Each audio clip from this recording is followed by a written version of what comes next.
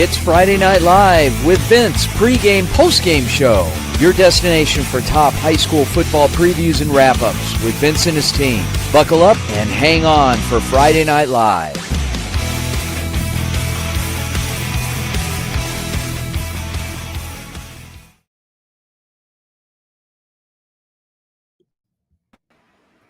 Welcome back to Friday Night Live. We're in the post-game show now, and we've got a lot of great games to talk about, joined here by Keith and Reagan, who are our co-hosts tonight. And we're going to jump right into action and head out to Anissa, who was at the Queen Creek Desert Vista game. Looks like Queen Creek had a big win tonight. How was it like out there, Anissa? It was really good. I mean, like I said in the pregame, high energy. The student section was loud and rowdy. The fans were rowdy. So it was a good game. Very entertaining. And how did Tate Reynolds do tonight? Tate Reynolds actually didn't play in tonight's game. He wasn't suited up. He had his jersey on, no pads. Didn't quite get the reasoning from coach, but he was there in every huddle, every break. He was there leading his team from the sideline. So that was at least nice to see. And what stood out to you about this game overall? Queen Creek defense really came to play tonight. I mean, they had 3 interceptions defensively, and they had a block extra point. So they really kept Queen Creek in this game, kept them competitive, and let the offense keep going.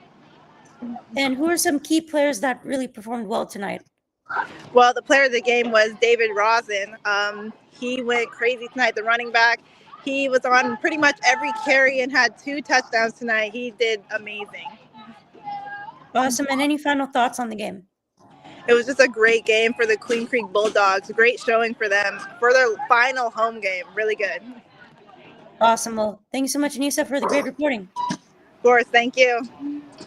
Awesome. And now we are going to head out to Williams Field. And Keaton's going to be talking with Tomasa, I believe, on what's happening in that one. Alrighty, Tomasa, how are we doing? How's the game going? This game has been an adventure by a lot. We were down for a while with Saguaro losing, but towards the end of the fourth quarter they did bring it up. So now the score is 49-35. 49-35. I understand the game is still going, but as it stands right now, was it 2 minutes remaining? As I see from Max Preps, not a lot of time left. Yeah, right now time's just running. Game's over. In terms of performers just thus far, 35 points. How did Marcel Tate do today? Or Marcel Jones, excuse me. Marcel Jones is our player of the game. He scored, I think, 2 touchdowns, and he just ended the fourth quarter with a touchdown, leading them to 35 points. He had some great runs. He was I think the reason I chose him to be the player of the game was because he didn't give up. He kept going strong. They from start to finish, they all had a fast run, which was pretty good to see. That's something I've seen as well from Mr. Jones there, of the couple of Saguaro games I've covered. Great work. Hopefully they can somehow pull it out at the end of this game, but if as it stands, it's another tough loss for the SaberCats. Thank you, Tomasa. You're welcome. Thank you. Awesome. Great work there from Tomasa out in Gilbert. Now we're going to head out to Scottsdale for Desert Mountain's home game at Horizon. And we're going to have Ryan Gaylord on the call there. Reagan, take it away. We're back with Ryan Gaylord, who just finished up the game with Desert Mountain and Horizon. Welcome back, Ryan. I noticed how Horizon led their way throughout the game, but Desert Mountain really kept up. How exciting was that game? Oh, it was very exciting. I'd say in the first half, a little slow on both offensive parts, but in the second half, both teams really picked it up, and the scoring went up a lot for both teams. What were some key players or players of the game that y'all saw? So I know coming in, I talked about the running game, and the senior running back for Horizon, Bodie Zamorano, which in the first half he was kind of contained a little bit, but in the second half he broke out. But our player of the game we chose was Dylan Brush, who was a freshman running back that scored 2 rushing touchdowns, and just pretty much he carried the Horizon offense tonight. That's nice. Were there any other plays that you saw that were kind of surprising or anything really interesting that happened? Yeah, so Horizon And in the third quarter, they ran a flea flicker play that resulted in a touchdown pass I want to say about 30 yards. So that was interesting. And then for Desert Mountain, they had a punt return touchdown by Ryan McDonough. So that was interesting to see and gave them a little jolt. But unfortunately, for their defense, they couldn't stop the Horizon offense. Okay. Well, thank you so much and have a good rest of your night. Well, thank you. You too. Yep, great insight there from Ryan. And now we're going to jump out to the Brophy at Liberty game. Keaton's going to be talking to Riley about what went down in this one. Alrighty, what's going on, Riley? Understand it was a tough loss for Brophy. Oh, what's going on out there? Yeah, well, I can hear you a lot better now than what I did earlier. That's for sure. Couple of standouts. Go ahead. I'll let you finish your thought. I said it was loud music when we were starting, so glad it's at least subsided now. But go ahead. Yeah. So Ryder Noche was our player of the game for Brophy. While it was a tough loss, and Ryder Noche had played both sides of the ball, but before we get into that, the score might say it was 38-3. It might say it was a really tough loss in Brophy, which it was, but that does not talk about how good their defense was. Brophy's defense had stepped up. They had an interception in the end zone. They brought pressure. They really forced Liberty to make a lot of good plays. And Brophy's defense eventually, because they had a lot of fourth down turnovers, they forced a lot of punts, they forced an interception. And it's just, unfortunately, the defense they were left out on the field too long. At one point at halftime, it was 17-3. And they were really they managed to do a great job. But unfortunately, Brophy had some tough offensive struggles. They turned over the ball. And Brophy's defense usually came back onto the field a lot on their own side of the field, just backed up with their backs against the wall. But they did keep fighting all game. It's a very good point you made. The defense being on the field for extended periods of time, eventually you can only bend so far, right? Yeah, that's exactly what happened. Like we kept saying throughout it kept being mentioned throughout the broadcast of a bend don't break defense, and it definitely came through a couple of times, and eventually it broke right at the very end of the fourth quarter. Unfortunate loss for Brophy. I believe they dropped to 4-4 on the season, if I'm not mistaken. Yes, they will drop to 4-4. They are now 1-3 on the road. However, they still got 2 weeks in front of them that they will look to flush away this loss, forget about it, move on to the next 2 weeks, and see what they can do there. Awesome. Thank you, Riley, for coming out. Hope you have a good rest of your night. Take care. Thank you. Yep, great reporting there from Riley. Great job there, Keith. And now we're going to head back out to Queen Creek. We're at Mountain View at American Leadership. Reagan is going to be talking to Jesse about this one. That game looked really interesting. How was it? Yeah, no, it was a crazy game. First half was full of offense, and then second half was all defense. So it was unreal. The score looked pretty close. Oh, sorry. Yeah. It was crazy. ALA got their third straight win, and it was a big-time performance from them, and Mountain View now with back-to-back losses. But really, both of these quarterbacks played really well. For the Toros, Brady Goodman had 3 touchdown passes. For the Patriots, Britton Dewitt, a couple touchdown passes. And, both quarterbacks were slinging the rock pretty well. And the defenses stepped up in the second half. Mountain View had a goal line stand. And then the Patriots, a couple fourth and short stops. So really hats off to both of these teams. Really well coached. And congrats to Coach Edwards and the Patriots for the win. Are there any other key players that y'all saw tonight? Yeah, I would say for the Patriots, Caden Arrieta had a big interception in the third quarter, which really changed the complexity of the game, giving the Patriots the ball. And then for the Toros, it was Talon Arnett and Zachary Galvez. Both those guys just made a bunch of plays on the receiving end, and each had a touchdown, just really go-to guys for Brady Goodman and that Toros offense. And so Yeah, and then on the ground game for the Patriots, it was Bobby Nesbitt. He had a long rushing touchdown, 3 or 4 chunk plays of 20-plus yards, so he was a big-time factor for them in their win. Nice. Well, thank you so much, and have a good rest of your night. Yeah, thanks again, and you too. Awesome. Well, great insight there from the game. And now we're going to be heading out to Battle of the Canyons at North Canyon, Copper Canyon versus North. And we had Blessing over there.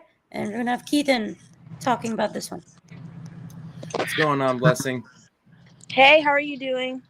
Doing great. Just taking a look at the score here. Copper Canyon versus North Canyon, 44-14. Tell us about that game. Yeah, it was an amazing game. They both came into here, like I said, 4-4. They're both coming off of wins, so it was really about who had more discipline during this game. The first possessions of the game, the first 2, we really saw North Canyon come out here. They got 2 touchdowns back to back, and they stood to those 14 points for the rest of the game. After that, it was just Aztecs for the rest of the 3 quarters, and I kind of talked to you guys about what both coaches said in the beginning of the pregame, and they really stood to that. I was able to talk to Coach Sinks after the game, postgame, and he was just appreciative of all the way that his players were.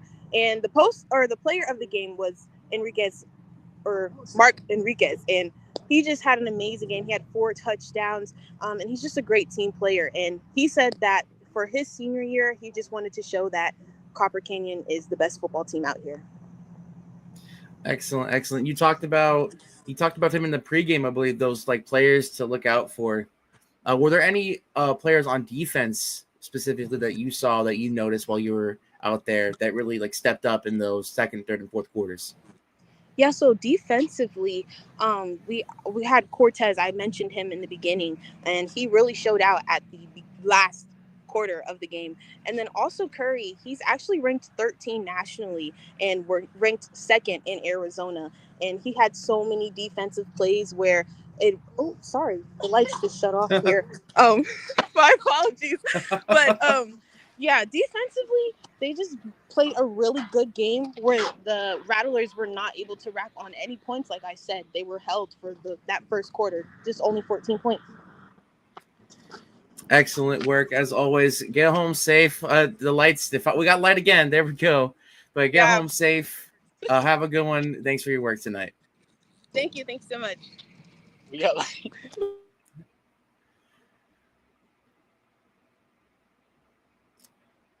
Of course, we're going to go to a quick commercial break here. Stay tuned, though. We're going to have Reagan talk to Anastasia with Rincon and Empire, and then I will talk to Rodolfo afterwards, and then we got a couple more segments after that. The Angry Crab Shack in Tempe. With an experience so good it remains indescribable, with something for every seafood lover. Try one of their amazing custom seafood boils, sandwiches, appetizers, and salads. Angry Crab Shack Tempe is located east of I-10 on Warner Road, 480-674-3847. The Angry Crab Shack in Tempe. Come ready to eat. Hey guys, Vince here to talk about Angel Dentistry. It's where my wife and I have gone for over 10 years, and we trust them with our routine and extensive dental care because they care. Dr. Amber Angel is an Arizona native, born in the town of Miami, and has been practicing in the Valley over 20 years. For general to comprehensive dental services, call 602-788-2008. Located off of Cave Creek Road just north of the 101 in North Phoenix. Angel Dentistry, proud supporters of our young people and proud partners of the Varsity Sports Show.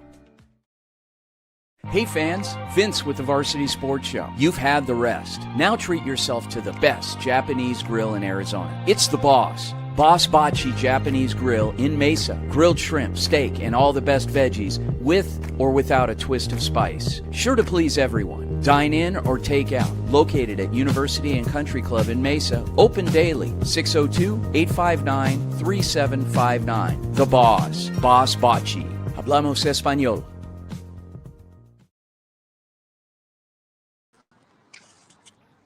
Welcome back. We're here with Anastasia, who just finished up with the Rincon versus Empire game. I noticed that that halftime score is pretty crazy. How was all that? Oh, yeah. So Empire dominated this game offensively. They had a lot of strong players, including Jalen Camacho, who was our player of the game. He was the running back, and I think he scored 3 touchdowns. I could be wrong, but I'm pretty sure it was 3. Could be 4. And he was their strongest player out there and really helped them win tonight's game. Any other players that really stood out, maybe on the other team defense? Yeah, so Isaac Saffer had the 2 touchdowns actually on Rincon, which is pretty impressive, knowing that you were the only one scored on that team. So yeah, he was really good. He just found the way to find it to be open. He was always open there. So he had some great connections with the QB Jackson. Yeah. Well, that game looked really interesting. And is there any other things you can tell us about that game that really stood out? The atmosphere was great. It was senior night. The band was awesome. So it wasn't a complete loss for the Rincon fans. They still had an amazing time. And yeah, I really enjoyed reporting this game. Well, thank you so much. Have a great rest of your night. Thank you. You too. Yep, great reporting there from Anastasia. And now we're going to head out to Sacramento in California, where Keaton's going to be talking to Rodolfo about some of the latest action in Sacramento. All right, what's going on, Rodolfo? We spoke earlier. How's it going, man? Man, it's going fantastic. How you doing, man? Doing great. So you mentioned the game you're talking about earlier. We had that little Nevada commit. Tell us how that game went, how he played. Just a quick little recap of that game. Well, let me tell you something, man. It was very surprising. You know, obviously we talked about predictions at the beginning, and I was completely wrong. This game was really tight, actually. And Del Oro won 15-14. It was a very close game since the beginning. The Nevada commit actually played really well. And actually, Rockland started playing really good. They were holding Del Oro off pretty much the first 2 quarters. Then all of a sudden, the third and fourth quarter, Del Oro came. They became more disciplined defensively and offensively, and they executed where they needed the most. And that's how they came out with the victory. So you mentioned the defensive, offensive plays. Tell us a little bit more about that fourth quarter. You said it's 15-14 score. What was the game-winning score, so to speak? Well, the game-winning score was definitely, and the break point was Del Oro's defense. I think Del Oro's defense forced around 2 to 3 interceptions. They absolutely held their own, and that was really important coming into this game because Rockland was not very disciplined offensively. They do average a lot of yards, but they're not. Those yards don't end up in points. So that was a key part of this game, and this is what happened today. And Del Oro was very disciplined to hold their own defensively, holding, Rockland to just 14 points throughout the game. So it was a great matchup. Like I said, we talked about it at the preview. These teams are both even, and they were ready to roll. So it was a great game. Awesome. Well, thanks again for covering that North Cal side of football. Again, us Arizonians and Nevada folk, we don't really see too much of that. So thank you for staying up late and covering that game for us. We appreciate you. Absolutely. Thank you, Keith. Have a good one, man. Thank you. Great details there from Rodolfo. And now we're going to head down here to Texas, where we got J.R. Lambright talking about some of the top players out there in East Texas. Hey, JR, back with you again. You gave us a little spoiler about one of the players you're going to talk about, so I'd love to hear about that. I did. You want me to start off with that one? Sure. All right. So, the player that needs to be romanced like a romance in the stone is Jet Surratt. He's out of Carthage. It's a 4A school.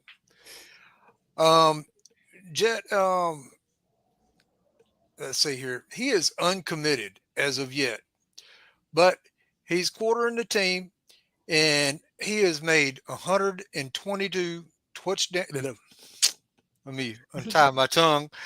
He has made 122 touchdown passes in 36 games over his career. And right now, Carthage is first in their district, and they are undefeated. Yesterday, he led Carthage to win over Bullard 62-7. And I talk a lot about Kilgore because that's my adopted hometown. And Carthage is Kilgore's only loss of the season. Really And like I interesting said, he is uncommitted. That's crazy. Are there any other players that you're looking out for? The other one is out of a town called Mount Enterprise. It's got a population of about 505. A little 2A2 school. His name is Keegan Ash, or Kagan Ash. I'm probably mispronouncing his name. I apologize profusely. But he is committed to Texas Tech.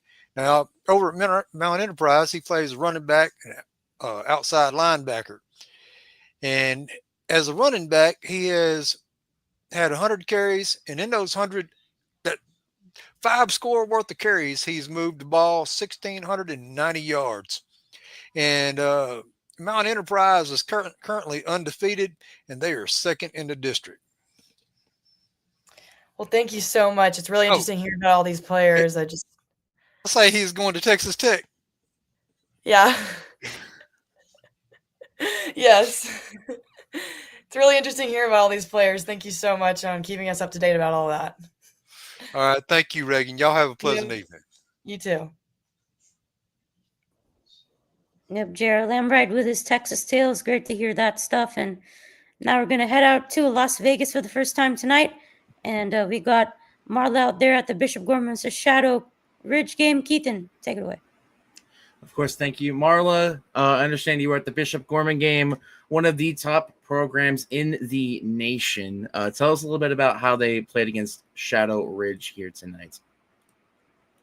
Honestly, they're like if Ohio State played Grambling State. They're just at such a different level. Honestly, they play a different physicality. They're more aggressive. They tackle harder than any other team you would play. And their guys really tower over you. Every single Bishop Gorman player towered over every single Shadow Ridge player. It's crazy to think about that. Just going through their last 5 games, they have not let up a single point in the last 5 games. In terms of this, focusing on the defense, is there anyone to you? It's hard to stand out in a team of standouts, but to you, who has stood out in a team that great? Honestly, they have pretty much super solid defenders. Jet Washington he's committed to Oregon. He's really one of their playmakers. Also, some guy who needs to get a shout out. It's Prince Williams. He had 3 sacks this game. It's crazy. He's over 6 feet tall. And he's over 200 pounds. He's really such a tough defender to go against. And then very quickly on the offensive side of the ball, some names you can shout out very quickly. Micah Eugenio, he had 4 touchdown passes this game. Kiana Watson, he always catches a touchdown pass or 2. And then you got to go with Zion Minor. He's a sophomore. He's coming up. Excellent work. Thank you, Marla, for coming out. We appreciate the work you do as well over up there for Bishop Gorman. Thanks for covering. Thanks, guys. Of course, we're going to cut to a quick commercial break. We'll be right back to kind of wrap up the show. Hope you all stay tuned. Thanks for watching.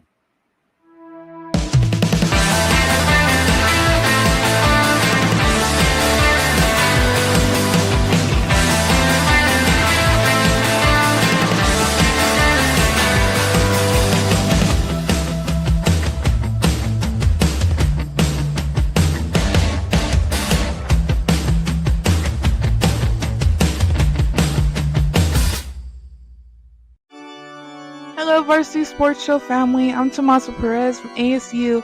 Join me as I bring you inspiring sports stories and updates from our Catholic schools, where faith, tradition, and athletics come together. Catch me live on KDOS 1060 AM Saturdays from 9 to 11 and during Varsity Sports Show game broadcast.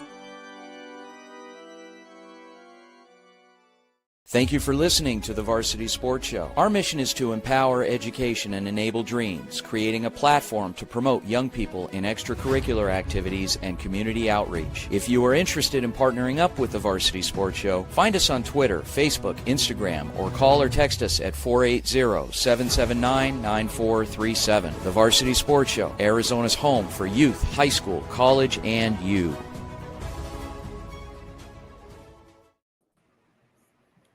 Awesome. Well, welcome back to Friday Night Live here on the Varsity Sports Show. That was the post-game show tonight. We covered a lot of great games, not just in the Arizona area, but we went out to Sacramento and, of course, in Las Vegas. Great to hear about Bishop Gorman and how amazing they were. Just a couple of key takeaways from our co-host tonight. Reagan, what was, I guess, the biggest game that, I guess, surprised you looked out for tonight? I thought the American Leadership and Mountain View game was pretty interesting. They kept it close that entire game. Also, the Rincon Empire, that halftime score was crazy, the 20-0, but Rincon still got up the end of the game, 43-13. I think those two games were really interesting, and I liked watching them. And Keithan, what do you think about tonight? The main game that stood out to me, Liberty Brophy, was probably my biggest standout. Kind of Liberty kind of defining themselves as cut above the rest of the state, so to speak. Obviously, you have the Hamiltons and the Bashes of the world, but Liberty is just as good, if not better, than a lot of these schools. So just kind of showing the upper echelon of the Arizona teams out here tonight. Yep, definitely Liberty looking really good. Got some great coverage tonight, and you won't find coverage like this anywhere else. So thank you guys so much for watching. We're going to have our Saturday morning show, 9 to 11 a.m. on AM 1060 KDUS Arizona. Be sure to tune into the Varsity Sports Show. Of course, a lot of great content there. Got Arizona State at Houston, so that's going to be fun tomorrow as well. So be sure to tune into that. Overall, another great night of Friday Night Lights in the Arizona area. Thank you guys so much for watching, and we'll see you at the next one. Bye. Have a good one, y'all.